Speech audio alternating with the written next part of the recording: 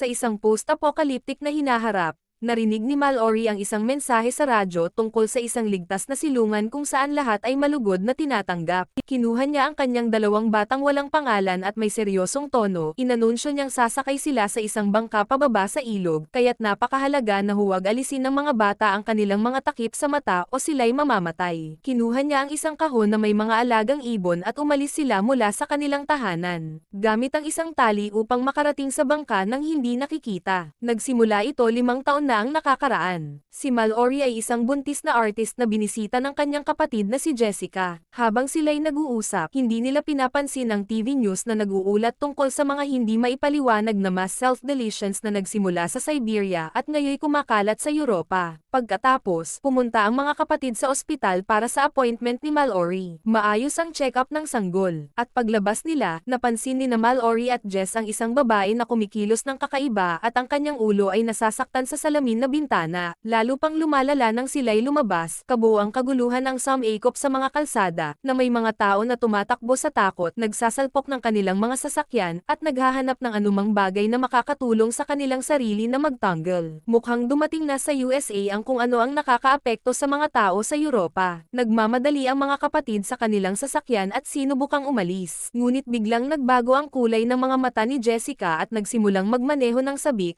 Hindi pinapansin ang mga pakiusap ni Mallory na maghinay. Ang matinding bilis ay nagdulot ng pag-flip at pagsalpok ng sasakyan, ngunit sa kabutihang palad, parehong nakaligtas ang mga kapatid. Maingat na umakyat si Mallory para makita ang kanyang kapatid na sumulpot sa gitna ng kalsada, kung saan siya ay napatay ng dumaan na truck. Nagsimulang tumakbo si Mallory kasama ang karamihan, na lalong nagiging magulo at natatakot habang ang mga sasakyan ay nagsisimulang sumabog sa paligid nila. Nang madapa si Mallory sa karamihan, isang babae ang lumabas mula sa isang bahay upang tulungan siya habang hindi pinapansin ang mga pagtutol ng kanyang asawa na si Douglas, ngunit bago siya makarating kay Mallory, ang babae ay biglang pumasok sa isang trance. Habang siya ay nakikipag-usap sa isang di nakikitang tao, ang babae ay pumasok sa isang naglalagablab na sasakyan na malapit ng sumabog. Isang lalaking nagngangalang Tom ang tumulong kay Mallory at dinala siya sa bahay, kung saan tumanggi si Douglas na buksan ang pinto. Gayunpaman, nagpa siya si Greg, ang may-ari ng bahay, na tulungan at pinayagan silang pumasok kasama ang ibang mga nakaligtas. Lahat ay nagsimulang magbahagi ng kanilang mga teorya kung ano ang nangyayari, tulad ng mga demonyo o ang katapusan ng mundo. Ngunit walang sino man ang may napatunayang paliwanag. Isang bagay lang ang tiyak, ang pagtingin sa entidad ay pinipilit ang mga tao na magtanggol. Isang mag-asawa ang nakatawag sa kanilang anak at narinig nilang siya ay nasa panganib, kaya't umalis sila mula sa bahay upang hanapin siya sa kabila ng panganib. Ipinapakita rin ng TV news na ang phenomenon ay kumakalat sa buong mundo, ngunit agad na nawala ang lahat ng signal kaya't walang programa o tawag sa telepono. Nagpa siya ang mga natirang nakaligtas na takpan ang lahat ng mga bintana upang maiwasan ang sino man na tumingin sa labas. Sa kasalukuyan, si Mallory at ang mga bata ay nasa ilog na ng 6 na oras. Hindi siya tumitigil sa pagtatangkang makipag-ugnayan sa mga tao sa radyo at patuloy na pinapalibutan ang lahat ng isang kumot. Regular din niyang chine-check ang mga ibon sa kahon. Kapag ang mga ibon ay nagsimulang mag-alala, naririnig ni Mallory ang entidad na bumubulong ng kanyang pangalan at sinusubukan niyang huwag pansinin ito. Sa nakaraan, biglang nakarinig ang grupo ng katok. Ito ay isang nakaligtas na tinatawag na Olympia, na humihingi ng tulong dahil siya ay buntis. Tutol si Douglas na payagan ng iba pang tao na pumasok, ngunit tinawag siya ni Mallory na walang puso at nagpa siya silang papasukin siya. Kinuha ni Mallory ang isang rifle sakaling kinakailangan at lahat ay isinara ang kanilang mga mata hanggang sa matiyak nilang si Olympia ay walang panganib. Pagkatapos, nagboluntaryo si Greg na siyasatin ang sitwasyon sa pamamagitan ng pagtingin sa labas gamit ang kanyang mga security cameras. Ang iba ay tinali siya sa upuan sa harap ng mga monitor at iniwan siyang mag-isa. Nag-focus si Greg upang maiwasang lumihis ng tingin, at pagkatapos ng ilang minuto nang wala, nagbago ang kanyang ekspresyon. Narinig ng grupo ang isang kakaibang tunog mula sa silid at nagmadali sa loob upang matuklasan na si Greg ay nahulog at nabangga ang kanyang ulo, agad na namatay. Agad na winasak ng iba ang screen. Nang gabing iyon, hindi makatulog si Mallory at naglalakad sa bahay. Naririnig ang isa pang kakaibang tunog, ngunit lumalabas na ito ay sina Lucy at Felix na nagkakasama. Sa kasalukuyan, Si Mallory at ang mga bata ay nasa ilog na ng 14 na oras nang biglang marinig ni Mallory ang tinig ng isang lalaki na nagsasabing alisin ang takip sa mata dahil ito ay ligtas at nangangakong may pagkain. Sinabi ni Mallory sa mga bata na huwag gawin ito at inilabas ang kanyang baril upang magpaputok ng walang tiyak.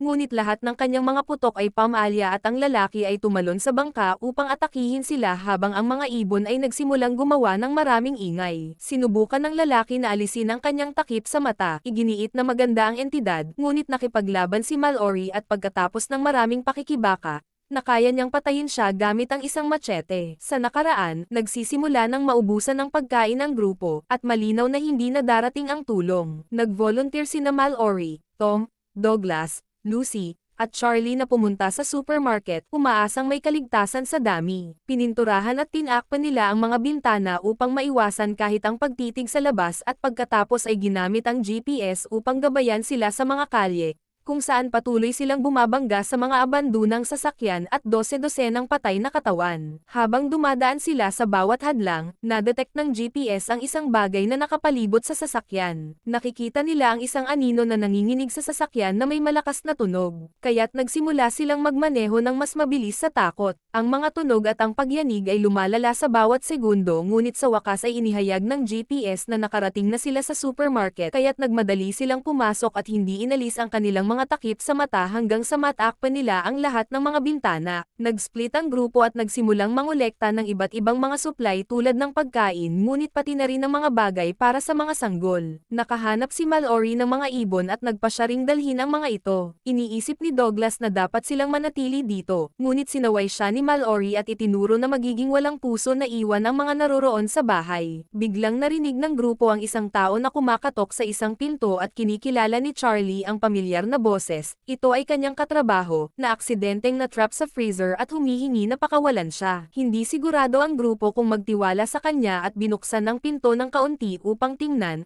na nagdulot ng pagkabaliw ng mga ibon at pagkumpirma na ang lalaki ay talagang ang entidad na sumusubok na linlangin sila. Ang lalaki ay nagsimulang sumigaw na dapat makita ang entidad at itinulak ang pinto, kaya't sinadyang ni Charlie na itulak siya pabalik sa freezer, na nagpapahintulot sa iba na i-lock itong muli. Pagkatapos, nagsimulang tumagas ang dugo mula sa ilalim ng pinto, na nagpapatunay na patay na si Charlie. Umalis ang grupo habang patuloy na naririnig ang tinig ng lalaki na nagmamakaawa para sa kalayaan. Nang gabing iyon sa bahay, narinig ng grupo ang tunog ng isang sasakyan na umaalis kaya't nagmadali silang pumunta sa garahe. Ngunit nadiskubre nilang umalis sina Lucy at Felix gamit ang kanilang nag-iisang sasakyan. Sa kasalukuyan, si Mallory ay nagkaroon ng pahinga pagkatapos ng 24 na oras ng tuloy-tuloy na paglalayag. Sobra siyang nag-aalala para sa mga bata at agad na nagsimulang maglakad muli, ngunit aksidenteng sumalpok ang bangka sa isang nakalubog na truck. Nahulog ang batang lalaki mula sa bangka at nahuli siya ni Mallory